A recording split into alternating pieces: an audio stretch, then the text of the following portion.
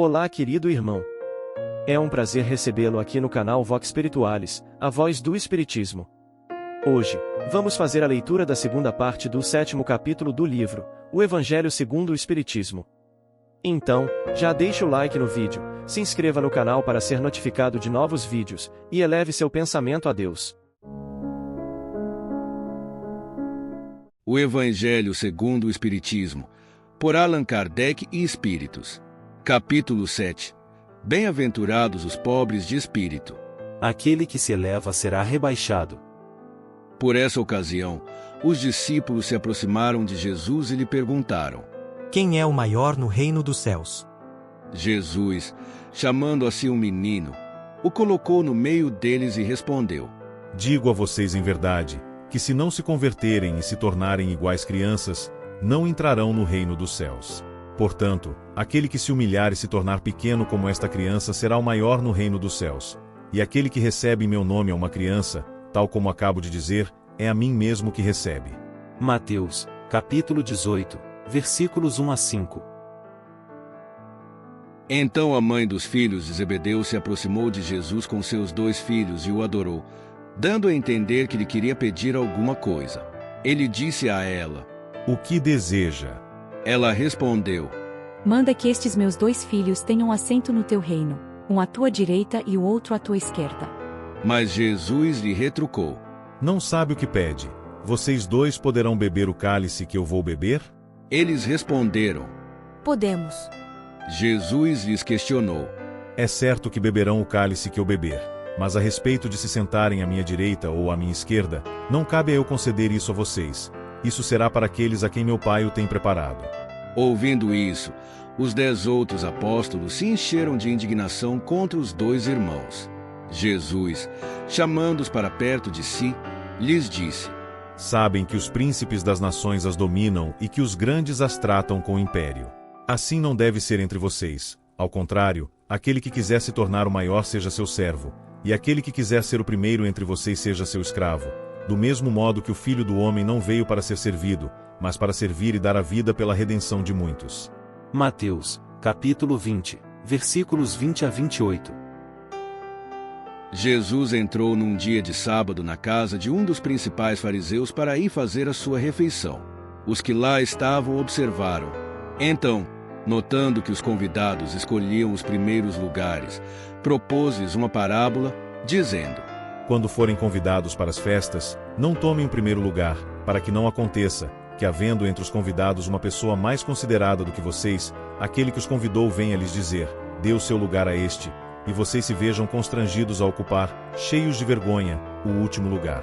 Quando forem convidados, coloquem-se no último lugar, a fim de que quando aquele que os convidou chegar, lhes diga: Meu amigo, venha mais para cima. Isso então será para vocês um motivo de glória, diante de todos os que estiverem com vocês à mesa, pois todo aquele que se eleva será rebaixado e todo aquele que se abaixa será elevado. Lucas, capítulo 25, versículos 1 e 7 a 11. Estes ditados decorrem do princípio de humildade que Jesus não cessa de apresentar como condição essencial da felicidade prometida aos eleitos do Senhor, e que ele formulou assim: Bem-aventurados os pobres em espírito, pois o reino dos céus pertence a eles. Ele toma uma criança como tipo da simplicidade de coração, e diz: Será o maior no reino dos céus aquele que se humilhar e se fizer pequeno como uma criança, isto é, que não alimentar nenhuma pretensão de superioridade ou de infalibilidade. A mesma ideia fundamental se oferece a nós nesta outra máxima: Seja seu servidor aquele que quiser se tornar o maior, e nesta outra: Aquele que se humilhar será exaltado e aquele que se elevar será rebaixado. O Espiritismo aprova a teoria pelo exemplo prático, mostrando-nos na posição de grandes no mundo dos espíritos os que eram pequenos na terra, e muitas vezes, bem pequenos os que eram os maiores e os mais poderosos na terra, e que os primeiros, ao morrerem, levaram consigo aquilo que faz a verdadeira grandeza no céu e que não se perde nunca, as virtudes, ao passo que os outros tiveram de deixar aqui o que constituía a sua grandeza terrena e que não se leva para outra vida: a riqueza, os títulos, a glória, a nobreza do nascimento. Nada mais possuindo senão isso, eles chegam ao outro mundo privados de tudo, como náufragos que tudo perderam, até as próprias roupas. Conservaram apenas o orgulho que torna mais humilhante a sua nova posição, pois veem os que eles subestimaram na terra colocados acima de si, e resplandecentes de glória. O Espiritismo aponta-nos outra aplicação do mesmo princípio nas encarnações sucessivas, mediante as quais os que numa existência ocuparam as mais elevadas posições, descem às mais insignificantes condições na existência seguinte, desde que o orgulho e a ambição os tenham dominado.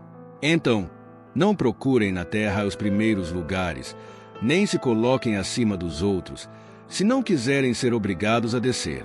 Ao contrário, busquem o lugar mais humilde e mais modesto, pois Deus saberá lhes dar um lugar mais elevado no céu, se o merecerem. Encerramos aqui a segunda parte do capítulo.